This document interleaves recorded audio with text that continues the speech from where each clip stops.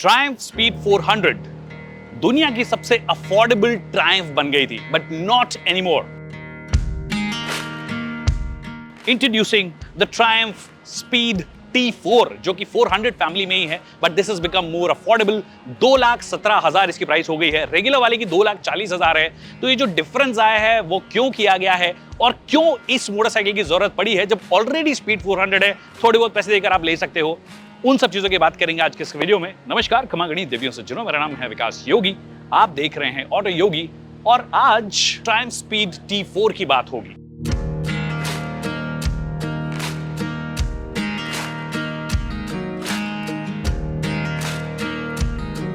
Alright, so the first things first, क्या कुछ change किया गया? देखिए, पहले फिलॉसफी समझिए।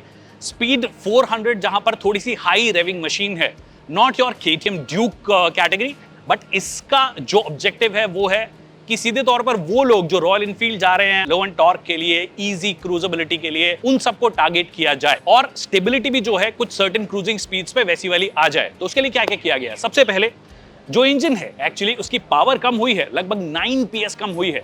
इट इज अबाउट 30.6 bhp, वो वाला लगभग 38 bhp के आसपास आता है। 9 PS की कमी है, मतलब ये 31 PS है, वो 40 PS के आसपास है।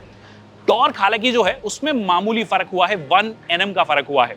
अब उसके साथ में क्या किया गया है, जो टॉर्क की अवेलेबिलिटी है वो आपको बहुत ही लो RPMs पे मिल जाती है। 2500 RPM पे मात्र आपको 85% टॉर्क मिल जाएगा। मतलब जो भी 36 Nm आप देख रहे हो उसका लगभग आप 15% कम कर लो, उतना आपको 2500 RPM पे मिल जाएगा। और जो पीक टॉर्क भी है, जो बैंड है 2500 से 5500, वो ज्यादा इजी हो गया है। इनफैक्ट जो आपकी स्पीड आप करते हो, 100 की स्पीड, क्रूजिंग स्पीड जो होती है, वो भी अब आप 100 kmph की जब करोगे तो लगभग 5500 RPM पे करेगी। वहीं पर जो रेगुलर स्पीड 400 है वो लगभग 6250 RPM पे करती है, थोड़े से हाई रेव्स पे करती है, हाई RPM पे करती है। हाँ ठीक है, अभी भी ये लोग रॉयल एनफील्ड लेवल पे नहीं पहुंचे, वो अभी भी 5000 RPM पे करती है, बट ज्यादा रिलैक्स्ड मोटरसाइकिल हुई है। इन दैट सेंस इंजन में उस हिसाब से इंजन को मैप किया गया है। टॉर्क की अवेलेबिलिटी जो है वो बहुत ज्यादा, मतलब एक पॉइंट पे आने के बाद में फ्लैट टाइप हो जा रही है और पीक कर जाती है 5500 RPM के आसपास, which is nice, which will make it easier to ride. एक और चीज जो कि रॉयल एनफील्ड में जानी जाती है कि उनका व्हील बेस जो होता है वो थोड़ा लंबा होता है। इस गाड़ी का व्हील बेस भी जो है, अगर आप स्पीड 400 से कंपेयर करोगे तो 30 मिलीमीटर बड़ा है। दिस इज 1406 mm, उससे 30 मिलीमीटर कम कर लोगे तो स्पीड 400 पुरानी वाली होती थी। इनफैक्ट स्पीड 400 नई वाली जो है उसका भी हल्का सा बड़ा है, 10 mm के आसपास बड़ा है, बट फिर भी this has the longest wheel base. दो चीजें इन्होंने और की है। सबसे पहले तो स्प्रॉकेट जो है, जो टीथ आप देख रहे हो, 39 टीथ का हो गया है। स्पीड 400 में 43 टीथ का होता है। एक और चीज जो चेंज की है, टायर्स जो है, इसका प्रोफाइल अगर देखोगे तो वैसे 140 सेक्शन का हो गया है, स्पीड 400 में 150 सेक्शन का होता है, बट ज्यादा राउंडेड इसे किया है। अब ज्यादा राउंडेड करने से क्या हुआ है, ग्राउंड क्लियरेंस जो है वो थोड़ा सा बेटर हुआ है और थिकनेस जो है वो अभी भी मेंटेन्ड है इस टायर की। 170 mm ग्राउंड क्लियरेंस हो गया है। स्पीड 400 का जो ग्राउंड क्लियरेंस है वो अभी भी कम है, इससे एग्जैक्ट जो होगा मैं पे क्लियरली मेंशन कर दूंगा। By the way, non radial tyres हैं, स्पीड 400 उसमें रेडियल टायर्स आते हैं। डिस्क का साइज एग्जैक्टली सेम है, पर डिस्क का फ्लोटिंग टाइप का हो गया, फिक्स टाइप का नहीं है। इससे भी वही चीज अचीव करने की कोशिश की कि किस तरीके का कैरेक्टर आप देना चाह रहे हो। इनफैक्ट व्हील बेस के साथ साथ एक और चीज हुई है, रेक एंगल जो है बाइक का वो ज्यादा शार्प हुआ है, 1 डिग्री लेस इन्होंने किया है, again to achieve that kind of manoeuvrability. एक और चीज आप देखोगे, जहां पे स्पीड 400 में आपको USD फोक्स मिलते हैं, थोड़ा मॉडर्न सेटअप है। This is more conventional, telescopic type के दिए गए हैं, बट ईजियर टू मेंटेन होते हैं ये। हालांकि जो डायमीटर है वो 43 mm का ही है अभी भी, बट ये भी इसीलिए किया गया है कि वो जो कैटेगरी है बेसिकली उस प्राइस ब्रैकेट में, जहां पर क्लासिक्स भी आपको, जो रॉयल एनफील्ड्स भी आपको टेलीस्कोपिक ऑफर करती है, ये भी उसी तरीके से गए हैं।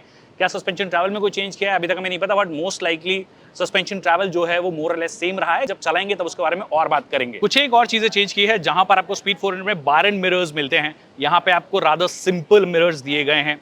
हालांकि टैंक का साइज एग्जैक्टली सेम है, जो पेंट फिनिश है इनफैक्ट वो भी सेम है। इनफैक्ट जो ओवरऑल क्वालिटी है, यहाँ की बात कर लीजिए, ये भी आपको पहले भी फाइबर आता था, अब भी फाइबर आता है।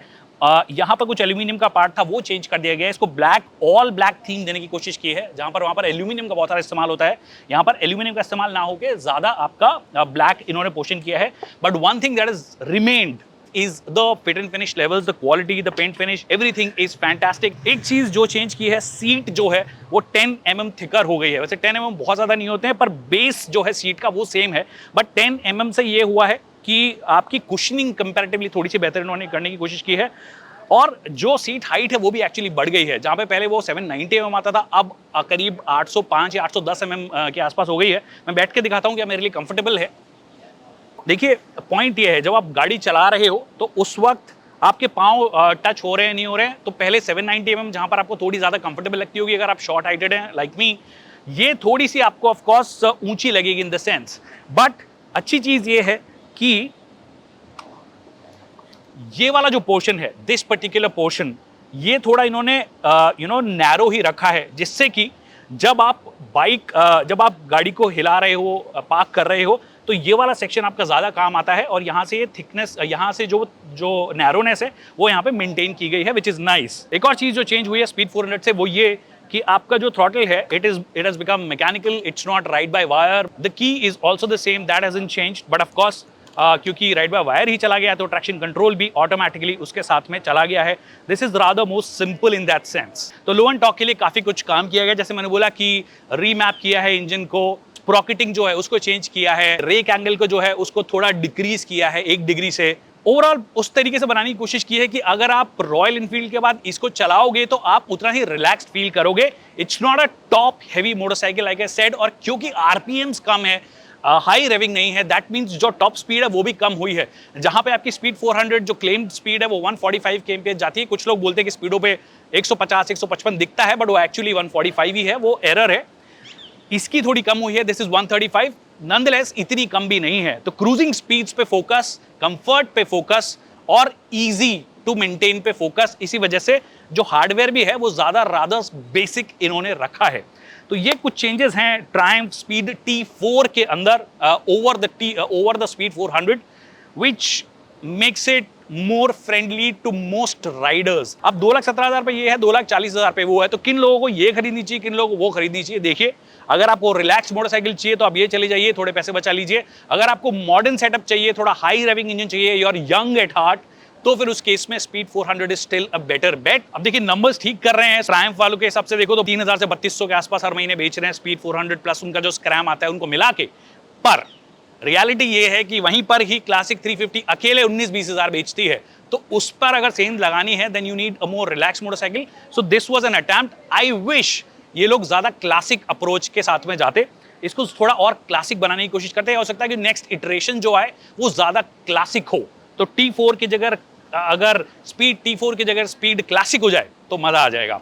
आई होप आपको वीडियो पसंद आया। वीडियो पसंद आया तो इसे लाइक करना और शेयर करना ना भूलिए। अगर कोई सवाल है जो रह गए हैं तो कमेंट सेक्शन में पूछ सकते हैं, हम उसका जल्द से जल्द जवाब देंगे। ये क्विक फर्स्ट इंप्रेशंस हैं, इसको राइड करेंगे फिर बताएंगे क्या ये एक्चुअली रॉयल एनफील्ड के आसपास पहुंच पाए हैं इन टर्म्स ऑफ दैट।